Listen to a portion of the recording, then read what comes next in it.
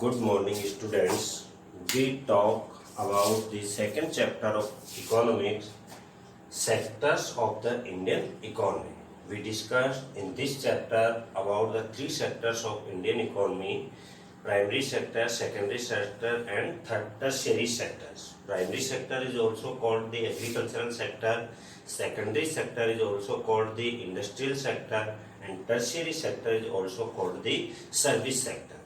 Yesterday we discussed about a graph in which the GDP comes from all three sectors in the year 1973-74 and in the year 2013 and 14, and we find a conclusion, we reach a conclusion in this graph that in the all three sectors last 40 years, the between 1973 and 74 to 2013 to 14, while production in all the three sectors has increased, it has increased the most in tertiary sectors.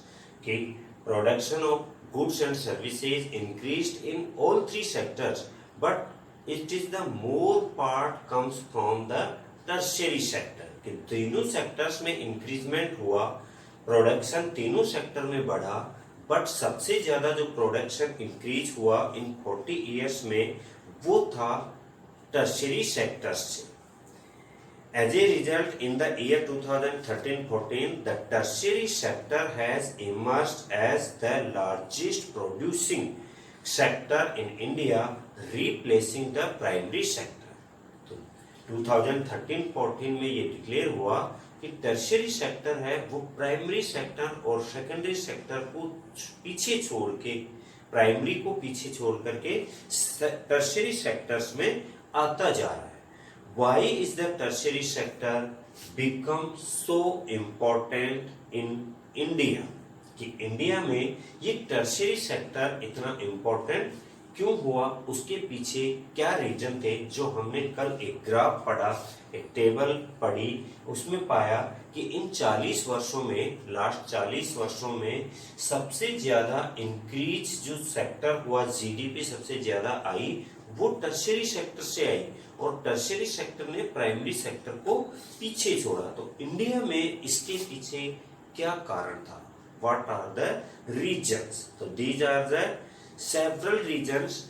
Number one, government has to take responsibility for the provision of basic services. Then the question is, what are the basic services? So in any country, several services such as a hospitals, educational institutions, post and telegraph services, police stations, courts, village administrations, municipal corporation, defense, transports, banks, insurance companies, etc. are required. These can be considered as basic service. Means infrastructure को develop करने के लिए कई countries में कुछ services का development होना जरूरी है, वो बेसिक सर्विसेज में आते हैं कि उन सर्विसेज में जब तक डेवलपमेंट नहीं होगा तब तक उस कंट्री को डेवलप्ड कंट्री नहीं बनाया जा सकता. और वो सर्विसेज हैं health services, hospitals, educational institutions, educational services, post and telegraph services, village administrative means पंचायतों को राइट दिए गए, और एजुकेशन को बेटर करने के लिए सर्व शिक्षा अभियान वगैरह लगाए गए, और हेल्थ सर्विसेज को इम्प्रूव करने के लिए जैसे free treatment in government hospital, checkups are free, वहां पर फ्री की दवाइयां दी गई, फ्री के चेकअप किए गए ताकि पब्लिक की हेल्थ को जो है वो इम्प्रूव किया जा सके, हर कोई है वो इलाज करवाने हॉस्पिटल आ सके. तो ये सब सर्विसेज हैं, इनकी रेस्पॉन्सिबिलिटी गवर्नमेंट की है कि वो इन सर्विसेज को इम्प्रूव करे, बेटर कंडीशन में लेकर के आए. तो इसीलिए ये सर्विसेज आती हैं टर्शियरी सेक्टर में, और जब इन सर्विसेज में गवर्नमेंट ने रेस्पॉन्सिबिलिटी ली इनको इंक्रीज करने में, डेवलप करने में, तब अपने आप जीडीपी जो है वो टर्शियरी सेक्टर्स में इंक्रीज हुई।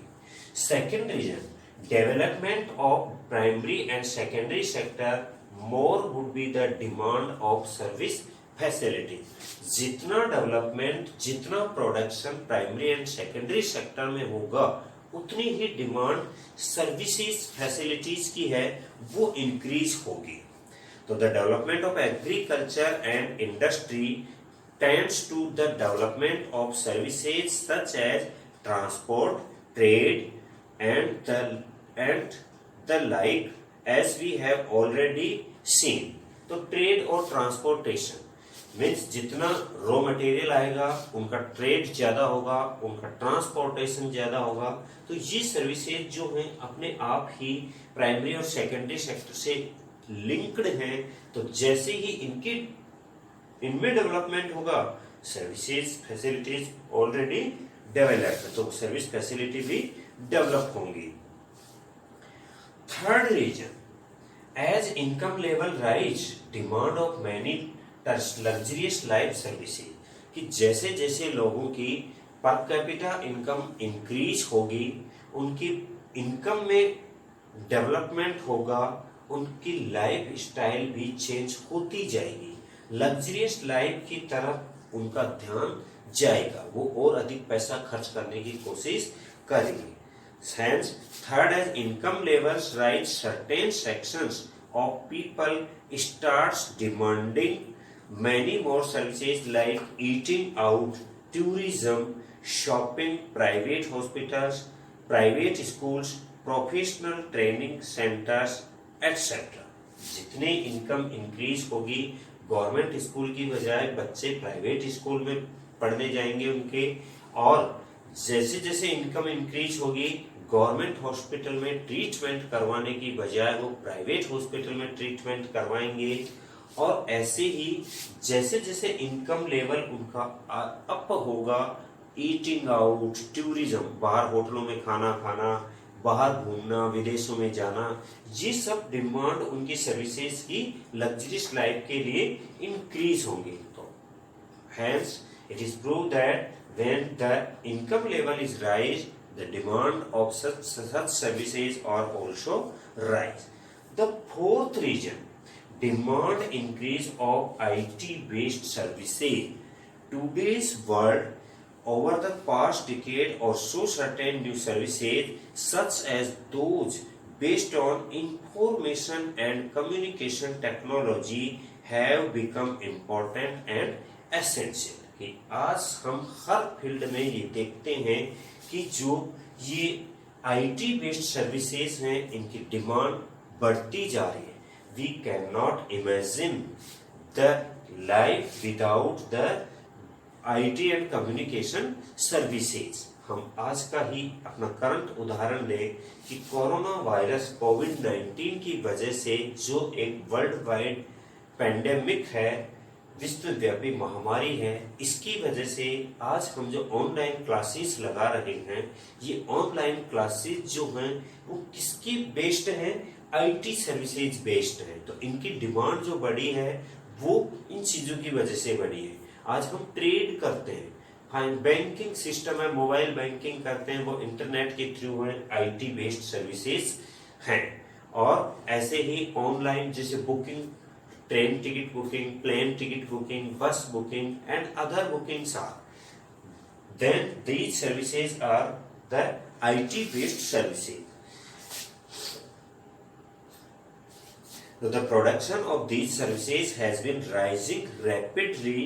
In chapter 4 we shall see examples of these new services and the reasons for their expansion. तो ये बाकी जो इसकी वजह है, रीजन्स हैं, वो हम नेक्स्ट चैप्टर में पढ़ेंगे। However we must remember that not all of the service sector is growing equally well. सारे सर्विस सेक्टर्स हैं, सभी कंट्रीज में इक्वली वेल ग्रो नहीं हो रहे हैं। Service sector in India employees many different kinds of people. एक तरफ तो देखें कि हम बहुत से कम फील्ड ऐसे हैं जहां पर हाईली स्किल्ड और ट्रेंड जो वर्कर्स है, एजुकेटेड वर्कर्स हैं, उनकी जरूरत पड़ती है, जबकि एक large section of the society involve in that service sector, these are like the small shopkeepers, repair persons, transport persons, etc.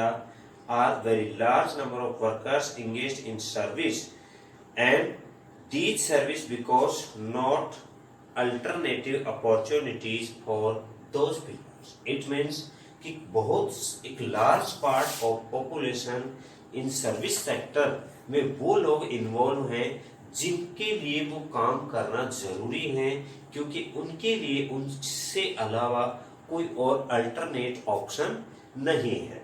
तो हम ये नहीं कह सकते कि इंडिया में जो सर्विस सेक्टर डेवलप्ड हुआ है उसमें हाईली एजुकेटेड और स्किल्ड पर्सन है वो ही इन्वॉल्व है।